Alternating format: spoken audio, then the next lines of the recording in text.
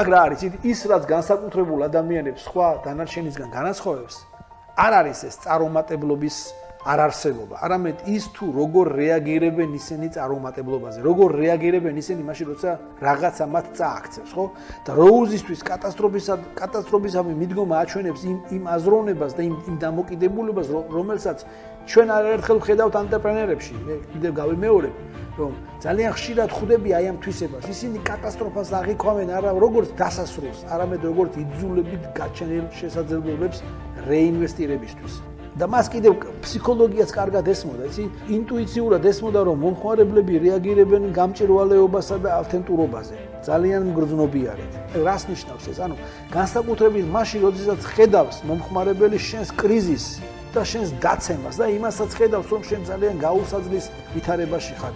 ისინი ამ დროს აკვირდებიან, რამდენად ინარჩუნებ გამჭირვალეობას და ავთენტურობას და თუ შენ აქ უდრეკი ხარ, ეს მათში უდიდეს ნდობას აშენებს. ეს ძალიან ძლევამოსილი აზრია. თუ შენ კრიზისშიც, დაცემულიც, ნაცემიც ისევ ის ხარ, რაც მათთან კეთილდღეობის დროს იყავი, ის სიალალე გაქვს, ის კეთილსინდისიერება გაქვს და არ კარგავს სახეს, ეს თვისება მათში უდიდეს ნდობას აყალიბებს და ეს ძალიან ძლევამოსილი აზრია, ხო?